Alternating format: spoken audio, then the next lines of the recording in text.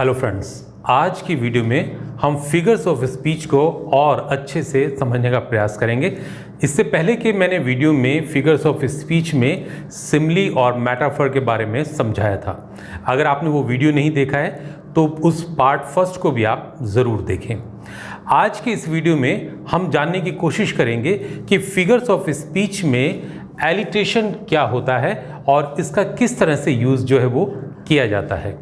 अगर हम एलिट्रेशन की बात करते हैं तो एलिट्रेशन का मतलब होता है रिपीटिशन। एलिट्रेशन का मतलब होता है रिपीटिशन, और ये जो रिपीटिशन है वो किस चीज़ का? Repetition of a sound at the beginning of two continuous or near about words। मतलब एलिट्रेशन में रिपीटिशन ऑफ ए साउंड होता है, एक साउंड का रिपीटिशन होता है। कहाँ होता है?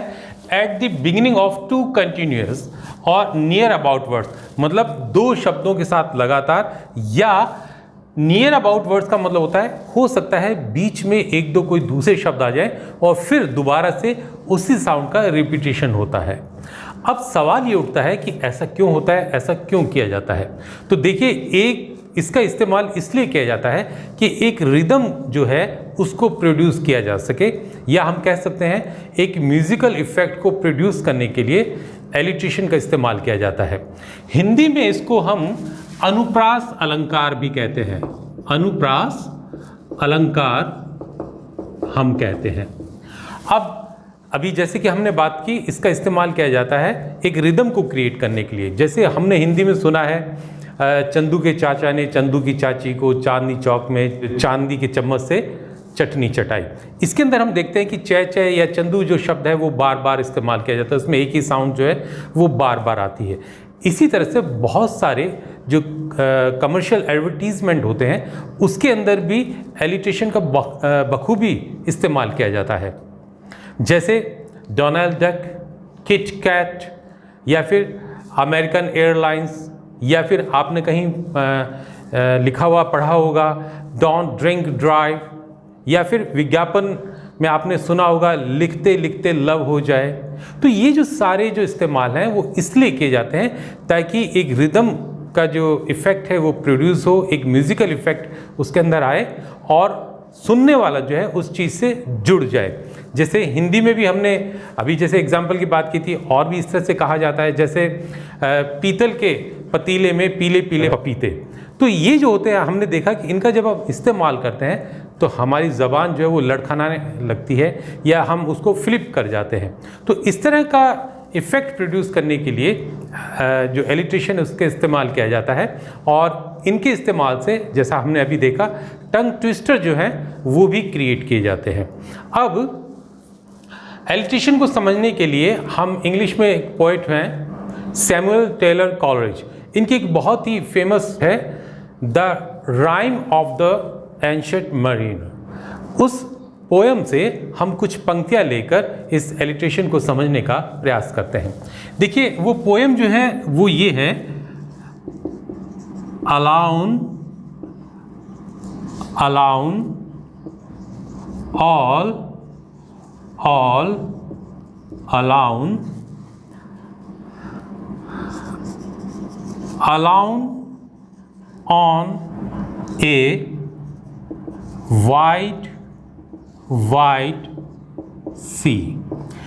ये जो कुछ दो लाइनें जो हमने पोएम की लिखी है, इसके अंदर आप देखिए जो ए की जो साउंड है वो रिपीट हो रही है। मैंने कहा ए की साउंड, ओके, मैंने ये नहीं कहा कि ए जो लेटर है वो रिपीट हो रहा है। जो इंग्लिश को जानते हैं उनको पता है कि इंग्लिश में 44 साउंड्स हैं और अल्फ़ाबेट में 26 जो हैं वो लेटर्स हैं। आपको अगर साउंड्स की नॉलेज नहीं है तो आप उसकी जगह लेटर भी ले सकते हैं। तो देखिए, यहाँ पर हमारे पास ए है, यहाँ पर हमारे पास ए है, यहाँ पर है, यहाँ है, यहाँ है और यहाँ है। तो इस तरह से जब आप देखिए, इसकी जब हम बात करते हैं तो अलाउन अलाउन, यहाँ हमारे पास ए जो साउंड है वो रिपीट हो रही है। In the same way all, इसके अंदर हमारे पास ओ की जो साउंड है वो रिपीट हो रही है। And in the same way यहाँ देखिए वाइड, जब हम इसको बोलते हैं वाइड, तो यहाँ वै की जो साउंड है वो बार बार रिपीट हो रही है। तो ये हमारा एलिट्रेशन का बहुत अच्छा एग्जाम्पल है। एलिट्रेशन जो होता है ये हमारा दो तरह का होता है। एलिट्रेशन को we can divide into two parts. पहला जो होता है वो कहलाता है एसोनेंस और दूसरा जो होता है वो कहलाता है कॉन्सोनेंस। एसोनेंस जो होता है इसके अंदर एक ही वाउल जो है उसकी साउंड जो है वो बार बार रिपीट होती है। इसमें हम कह सकते हैं repetition of a vowel sound either in the middle of a word और at the end of two continuous और नियर अबाउट वर्ड्स। मतलब हम एक वर्ड के बीच में वाउल की साउंड जो है वो रिपीट होती है या वर्ड के एंड में वाउल की साउंड जो है वो रिपीट होती है। तो इस तरह का जो रिपीटिशन होता है उसको हम एसोनेंस कहते हैं। एक एग्जांपल से यहाँ हम सीखने की कोशिश करते हैं। देखिए हमने यहाँ लिखा था वाइड।